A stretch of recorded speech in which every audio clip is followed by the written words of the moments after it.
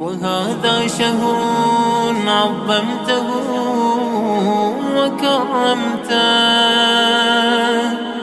وشرفته وفضلته على الشهور. اعوذ باللہ من الشیطان الرجیم. بسم اللہ الرحمن الرحیم. والحمد للہ رب العالمین، والصلاة والسلام علی اشرف الانبیاء والمرسلین سیدنا و مولانا بالقاسم مصطفیٰ محمد. اللہم صل علی محمد وآل محمد وعلی آلہ الطیبین الطاہرین المعصومین، لا سیما بقیت اللہ فی العالمین. روحی و ارواح العالمین لتراب مقدمہ الفدا واللعنۃ الدائم علی اعدائہم اجمعین. رب اشرح لی صدری ویسر لی امری واحلل عقدۃ من لسانی یفقہوا قولی.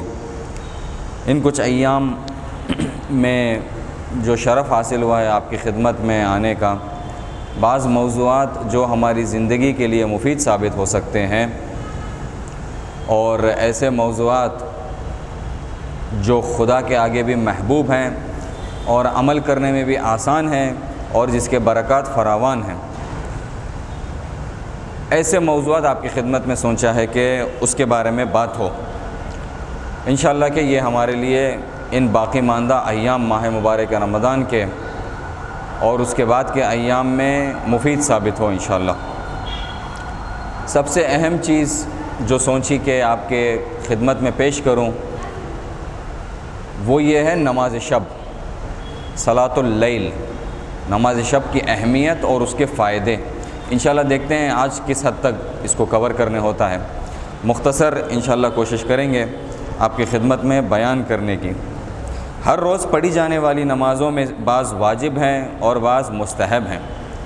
واجب نمازوں میں 5 نمازیں ہیں. فجر ہے جس کی 2 رکعت ہیں، ظہر ہے جس کی 4 رکعت ہیں، عصر ہے جس کی 4 رکعت ہیں، مغرب ہے جس کی 3 رکعت ہے، عشاء ہے جس کی 4 رکعتیں ہیں. یہ واجب نمازیں ہیں. واجب نمازوں کی تعداد 17 رکعت ہے ہمارے پاس، 17 رکعت ہے. جو مستحب نمازیں ہیں جس کو ہم نوافل بھی کہتے ہیں، نماز نوافل بھی کہتے ہیں، بعض اس میں سے واجب نمازوں کی نوافل ہیں، بعض اس میں سے نماز شب ہیں. واجب نمازوں کی جو نوافل ہیں ہمارے پاس فجر کی 2 رکعت ہے جو فجر سے پہلے پڑھی جاتی ہے. ظہر کی 8 رکعت ہیں جو ظہر سے پہلے پڑھی جاتی ہیں. مستحب کی 4 رکعت نماز، 4 نمازیں 8 رکعت کی نماز فجر کی طرح پڑھی جاتی ہیں. عصر سے پہلے بھی 8 رکعت ہیں جو ہمارے پاس مستحب ہیں جس کو ہم نوافل کہتے ہیں. مغرب کے بعد 4 رکعت ہیں، 2 رکعت کی صورت میں پڑھی جاتی ہیں. عشاء کے بعد 2 رکعت بیٹھ کر، اس کا حساب 1 رکعت ہوتا ہے، بیٹھ کر 2 رکعت لیکن کہتے ہیں 1 رکعت. یہ ان کو ہم کہتے ہیں نماز واجب کے نوافل، جس کا پڑھنا مستحب ہے، جس کا پڑھنا مستحب ہے. ایک اور جو نوافل نماز ہے جو رات کے اندھیرے میں، جو رات کی عالم میں نماز فجر سے پہلے اور آدھی رات کے بعد جب نماز مغرب اور عشاء قضا ہوتی ہے اس کے بعد پڑھی جاتی ہے، اس کو ہم کہتے ہیں نماز شب. ایک راز و نیاز، ایک مناجات اپنے پروردگار سے جو ایک بندہ انجام دیتا ہے اکیلے میں جب کوئی نہ ہو اور صرف وہ ہو اور خدا ہو. یہ بھی ایک نماز ہے جس کو ہم کہتے ہیں صلاۃ اللیل یا نماز شب. تو پوری ملا کر 17 واجب رکعتیں ہیں ہمارے پاس اور 34 مستحب نمازیں ہیں جس میں سے 11 رکعت نماز شب ہیں. اگر کسی کو یہ 51 رکعت پڑھنے کی توفیق حاصل ہو، 51 رکعت پڑھنے کی توفیق حاصل ہو، واقعاً مقام شکر ہے، واقعاً فضیلت کا مقام ہے کہ اگر کوئی کامیاب ہو کہ پورے دن یہ 51 رکعت نماز پڑھیں. 11ویں امام کی ایک حدیث میں امام فرماتے ہیں کہ مومن کی 5 نشانیاں ہیں جس میں سے ایک نشانی یہ ہے کہ 51 رکعت ہر روز نماز کی پڑھیں، جس میں سے 17 رکعت واجب نمازیں ہیں اور 34 رکعت نوافل جو نمازیں. ہم جس نماز کے بارے میں آج بات کرنا چاہتے ہیں وہ ہے نماز شب، صلاۃ اللیل. اس کی اہمیت، اس کے فائدے کیا ہیں؟ اور اگر ایک قوم اس کو پڑھے تو اس کے لیے کتنا زیادہ مفید واقع ہو سکتا ہے۔ ایک صلوات بھیج دیجیے گا محمد و آل محمد پر۔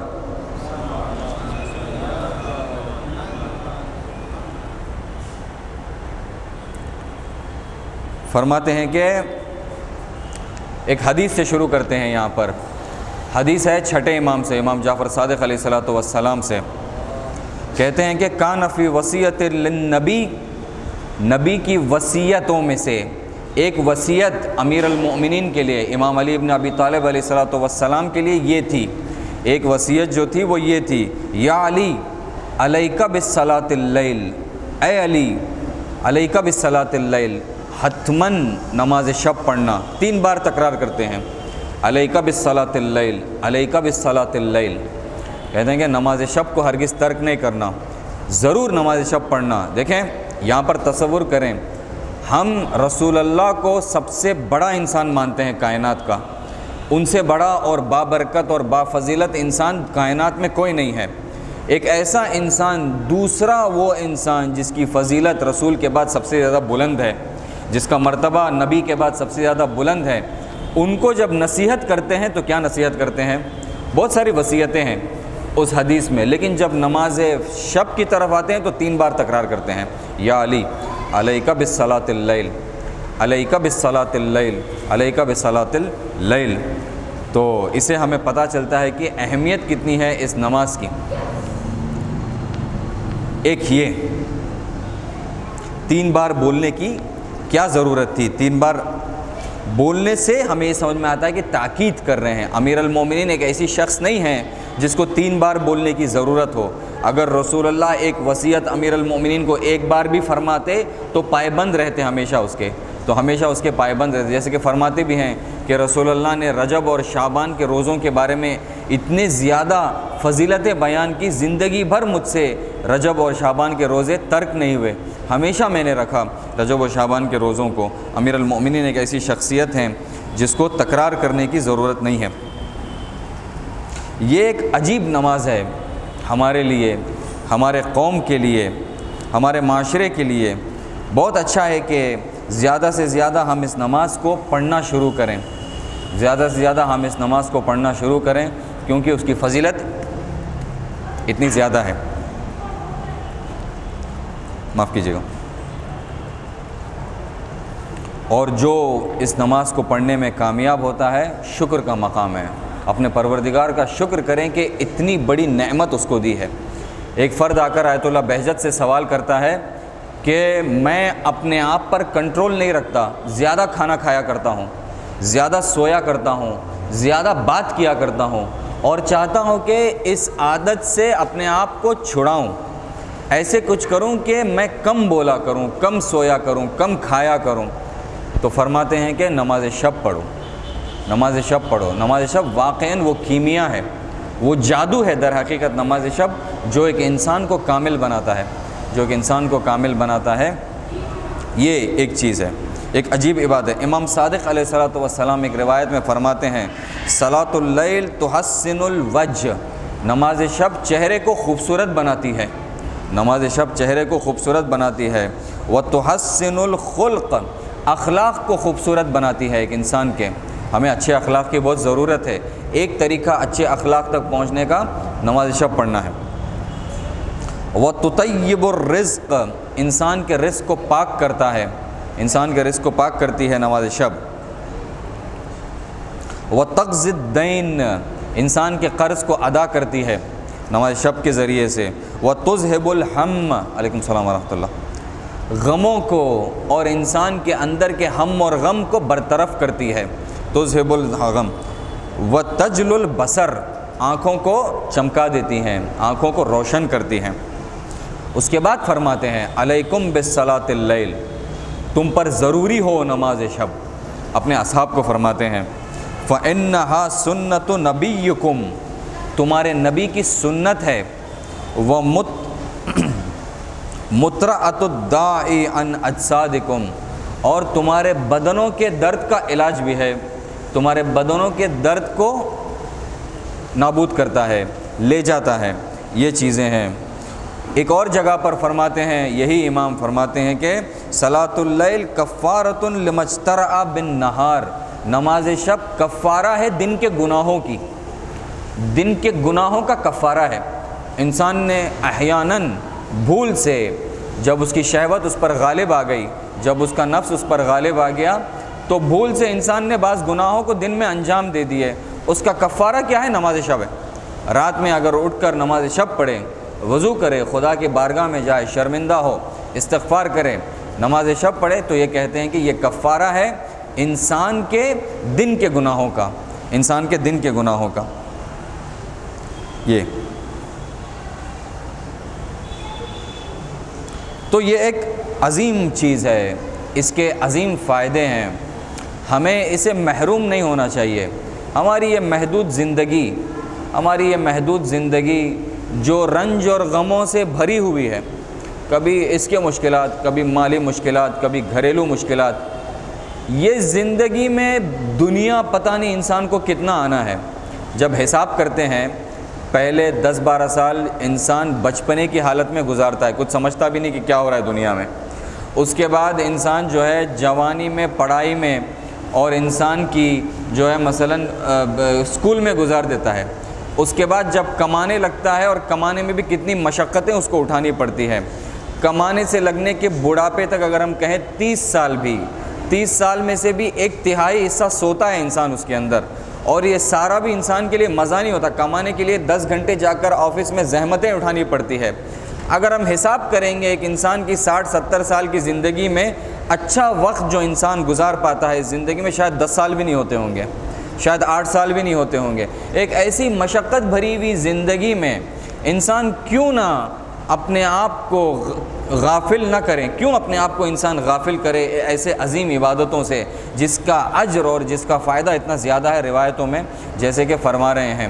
ہم اپنے آپ کو عادت ڈالیں، انشاءاللہ اگر وقت ہو تو آخر میں بیان کریں گے کہ کیسے ہم عادت ڈال سکتے ہیں۔ ابھی 10 منٹ ہیں، جی ہاں ابھی 10 منٹ اس نماز کے لیے۔ بعض حدیثیں آپ کی خدمت میں اس نماز کی خوبصورتیوں کے بارے میں۔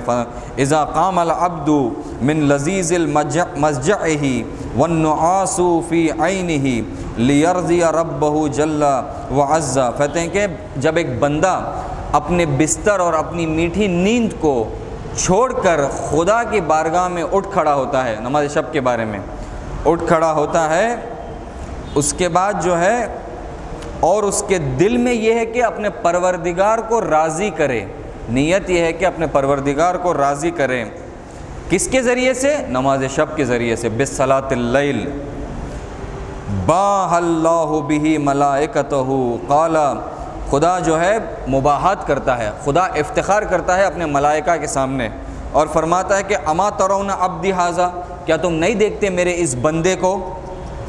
قد قام من لذیذ مضجعہ، اپنی میٹھی نیند کو چھوڑ کر میرے خاطر آ کر کھڑا ہوا ہے، الی الصلاۃ، نماز کے لیے کھڑا ہوا ہے، لم افرضها علیہ اشہدوا انی قد غفرت لہا، کہتے ہیں کہ لہو، کہتے ہیں کہ تم گواہ بنو اے فرشتگان، میں نے اس کو معاف کر دیا ہے، میں نے اس کو معاف کر دیا۔ آسان کام نہیں ہے، کوئی انسان اس کام کو انجام دے کر دیکھے کہ اپنے نیند کو چھوڑے اور پروردگار کی بارگاہ میں اٹھ کر کھڑا ہو اور نماز شب کو انجام دیں، اس کے بعد نماز فجر پڑھ کے انسان یا اپنے کام پہ جائے یا واپس تھوڑی دیر آرام کریں۔